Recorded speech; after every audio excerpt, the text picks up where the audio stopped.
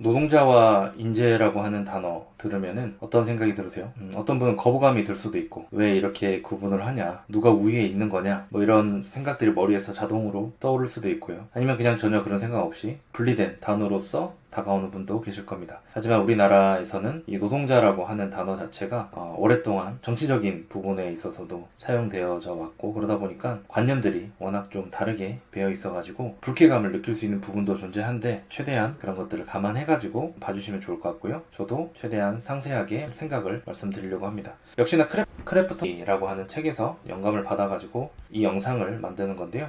거기서는 이런 내용이 나옵니다. 선진기업에서는 이미 노동자와 인재를 다르게 보는 시선이 일반화되어 있어요 라고 하는 단어가 나옵니다. 그래서 이 얘기를 어떤 식으로 얘기를 하는 거냐면은, 예전에 창업에 필요한 것들이 뭐 토지, 자본, 노동 이런 식으로 과거의 경영 방식에 있어서는 그런 세 가지 요인들이 필요하다라고 했는데요. 과거의 산업시대에서는 공장을 많이 돌리거나, 그래서 단순 노동을 하는 사람을 주로 노동자로 이렇게 구분을 하고, 거기에 필요한 노동이 이제 창업의 주요 요소라고 가르쳐지거나 우리가 배우거나 했었습니다. 요새는 단순 노동에 해당하는 것들이 많이 축소가 되고 뭐 프로그래밍으로 대체가 된다거나 인공지능으로 대체가 된다거나 자동화된 시스템으로 대체가 되다 보니까 스타트업을 한다거나 생산적인 그런 사업들을 만들어내는 데 있어서 노동이 관여가 되는 부분들이 최소화되고 있다라는 그런 현실에 대해서 장병규 회장이 좀 언급을 했던 것 같고요. 노동자와 인재에 대해서 구분을 해서 바라보고는 있습니다. 단순 노동에 해당하는 것들은 대체가 될 수 있다는 거죠. 그래서 그게 로봇으로 대체가 된다라거나 프로그래밍으로 대체가 되고 있는 부분들, 이미 그런 현상들을 보고 있는데요. 그와 다르게 인재라고 하는 부분은 좀 대체가 될 수 없는 사람을 따로 뜻하는 그런 단어로 사용을 하고 있습니다. 인재가 더 낫다, 노동자가 더 낫다, 뭐 이런 식으로 구분을 하는 건 아니고요. 인재는 인재 나름대로의 스트레스가 있다라는 거죠. 인재는 자기가 성과를 만들지 못하면은 어쨌든 책임을 져야 되고, 거기에 대한 보상을 제대로 약속받을 수 없다라는 부분에 있어서 자기가 책임을 져야 된다라는 부분에 대해서 언급을 하고 있습니다. 대신에 단순 노동을 하는 것에 비해서 훨씬 더 많은 성과를 보상받을 수 있는 기회 자체는 주어질 수 있는 부분이죠. 그러다 보니까 많은 사람들이 사실은 자신을 인재로서 회사에 어필하고자 합니다. 하지만 자기가 하는 일이 누구나 할 수 있고 언제든 대체될 수 있는 일에 도전하고 경쟁이 많이 치열한 부분에 내가 도전을 한다거나 하면은, 내가 인재로서 어필을 하고 싶지만은 그러지 못하고 그냥 노동자의 자리를 꿰차는 그런 일들이 생기겠죠. 노동자의 생활이 나쁘다거나 하는 말이 아니라 그 삶을 선택하는 게 자기한테 편한 사람도 있습니다.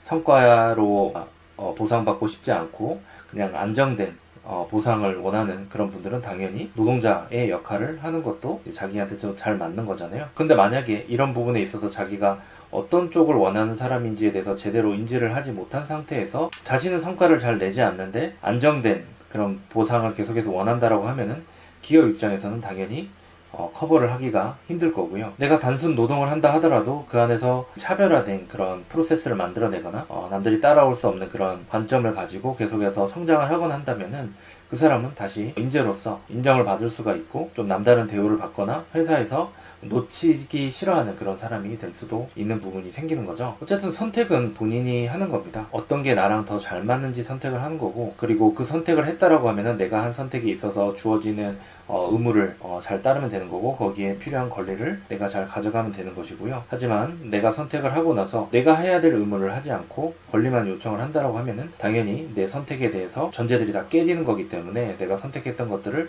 다 받을 수도 없는 일들도 생기는 거죠. 그래서 지금 이제 창업을 한다거나 이런 분들은 스스로 자신이 인재가 되는 길을 선택하는지 노동자가 되는 길을 선택하는지에 대해서도 고민을 해볼 필요가 있는데요. 너무 많은 치열한 경쟁이 있고 진입장벽이 낮고 누구나 진입을 할 수 있는 그런 식의 어떤 사업 아이템이라던가 선택을 한다면은 본인이 자기도 모르게 노동자가 되는 쪽을 선택을 하고 있는 거라고 보시면 됩니다. 그 말은 무슨 말이냐면은, 이게 시스템으로서 성장을 하는 게 아니라 계속해서 내 노동 시간이 들어가야지만 돈을 버는 방식으로 돈을 벌게 되는 길을 걷게 될 거라는 거죠. 그래서 1인 기업가 분들 중에 사업 아이템을 준비하는 분들 중에서도 좀 진입장벽이 낮으니까 내가 도전을 한다거나, 누구나 쉽게 할 수 있는 아이템이니까 내가 도전을 하겠다 이런 마음을 만약에 먹는다라고 하면은 처음에 출발을 그렇게 쉽게 할 수는 있습니다. 노동자로서 내가 테스트를 해보면서 어떤 게 더 맞는지. 하지만은 시간이 지나면서 내가 내가 시스템을 가지고 내 노동력을 최소화시키면서 돈을 벌고자 한다면 내가 인재가 되기 위해서, 나를 차별화시키기 위해서, 대체될 수가 없는 그런 사람이 되기 위해서 나만의 공부나 어떤 컨텐츠 기록이나 이런 것들이 쌓여야 된다는 것을 이제 알고 시작을 하셔야 되는 거죠. 그러지 않고 누구나 쉽게 돈 벌 수 있다라고 하는 것을 선택을 해가지고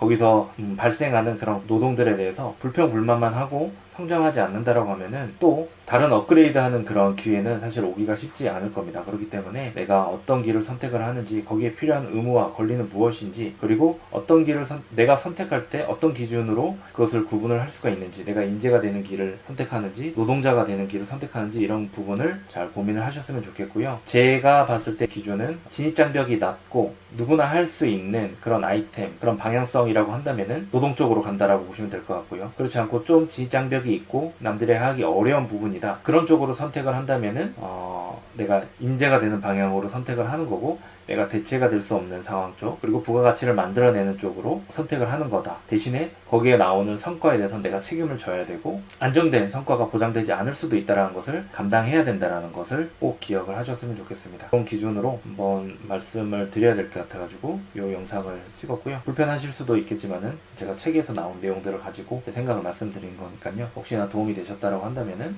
편하게 이야기 달아주시면 좋을 것 같습니다. 감사합니다.